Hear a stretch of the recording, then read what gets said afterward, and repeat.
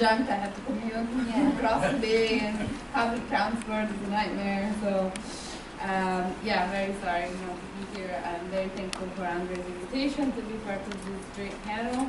I'm going to start to talk about myself, because as a feminist said in the 70s, that personal is political.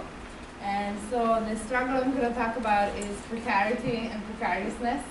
And being an adjunct is essentially something that determines a lot of my life and my participation in political movements, both in this country and back in Europe.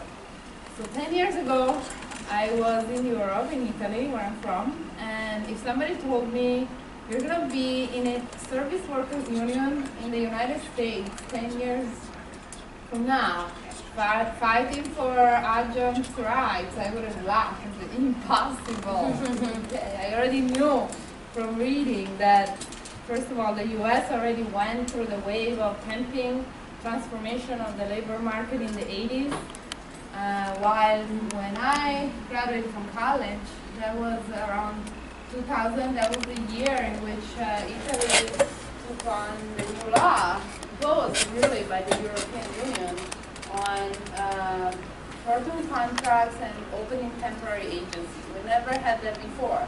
Now, no other people in my family who's older than me have had their experience with short-term contracts. And all contracts tend to, like, thanks to these old lefty unions, very radicalized in Italian politics, nobody could be really easily be fired, no job could come without maternity rights or healthcare rights, and everything was pension funds connected. So my generation was very shocked by that moment, and we decided that we would fight that right away. But I never thought that I would end up fighting this here. And I have to say that I'm going to conclude by kind of like my comparison between what was going on 10 years ago in Europe and what's going on here now on a positive note, because I feel like this is a really it's a movement that's gaining a lot of momentum in the US for various reasons. We may disagree on why that is the case, but I'm more hopeful about post-Fordism in California than post-Fordism in Italy. I'm not going to explain all the theory of Fordism, post-Fordism. I'm just going to throw it in there. Anyway, that's kind of like the bread that I grew up with, autonomous Marxism. So what can I say? The temp work had a huge impact on my generation. We were essentially the guinea pigs of this experiment. A few years later, it became clear that the Southern European economies, they were forced by the European Union to create this more kind of free market economy that we didn't really have. We had a much more coordinated or kind of mixed capitalist model. In that moment, really what happened is that the private sector did not grow much. In fact, it consolidated even more. So this idea that temp work will boost somehow the productivity was a joke. In fact, the public sector is the one that took advantage of these new contracts. So the Italian state, the hospitals, the schools, they're completely funded by taxation, and public funding have now something like 3.5 million temp workers, right? So of a population of a country of less than 60 million, so 5 million total is the number of Italian workers who are part of the precariat. What also happened is 10 years later, we know that people who entered are now, or that started this new work under this kind of buzzword of being freelance, are now still stuck in these temporary jobs. And they're reaching, they're well into their 50s. And at this point, they know that there's no way out. What was promoted as this kind of like temporary thing, just fresh out of college deal, and it turned out to be a massive restructuring and changing of the So I'm talking about a little bit of the paradoxes of analyzing over 10 years what happens to a generation that's been so devastated by this change.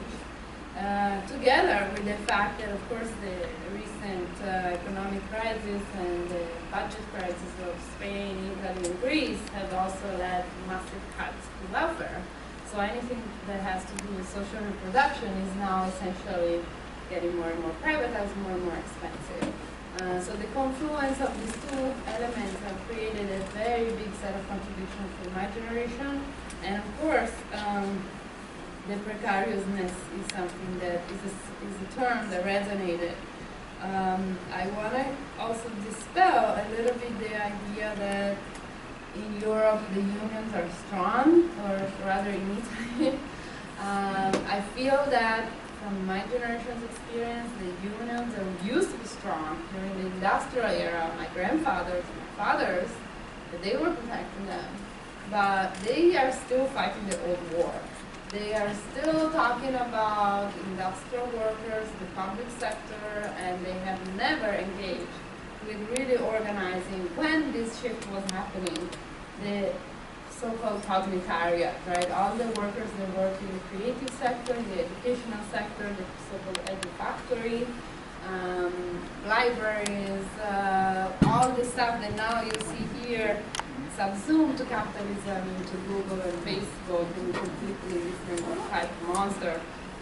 But the union did not protect in any way the younger generation, as much as they did not protect the ultimate precariat, which is the immigrant workers. And I don't need to remind you about the thousands of people dying in the Mediterranean. You already heard about it, but this is the issue, right? If we talk about precarity from my perspective of educated, lower middle class activists, as adjuncting, I still understand that mine is a cognitariat, but it's not the ultimate ontological situation of the precarity of the disposable bodies of immigrants that are coming ashore to the European coast, to the border.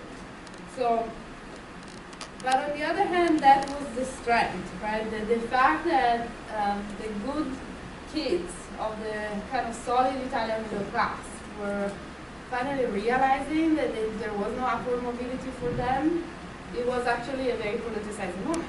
And I feel like there's a similarity there with the Occupy movement, right? The slogan of the 99% or 1% really worked to finally kind of make it clear that no matter how much you spent for college and how much your family supported you, you're probably not going to be upwardly mobile, right? So you're still going to be part of the 99%. So this crack in the American dream, and it's also parallel to the erosion of the sense of stability and middle class in Europe are quite similar. The data here I want to compare is between 99%, 1%, and this kind of 75% of adjuncts teaching throughout American colleges versus the 25% elite tenure faculty, right? So what happened since the 60s, it was exactly the opposite, the 80% for the total tenure faculty protected, so protected by human rights. And now, even in Italy and here, you can see like an average adjunct makes like 2,000 per class. So it is about that middle class educated group that feels that there's no hope for them. And I would argue also that this is what sparked a lot of the beginning of the Arab Spring movement, right? So we really have to look at, on one level, this connection that is not fetishization of the proletariat in the old terms, but it really has a political subjectivity that's emerging. So what does this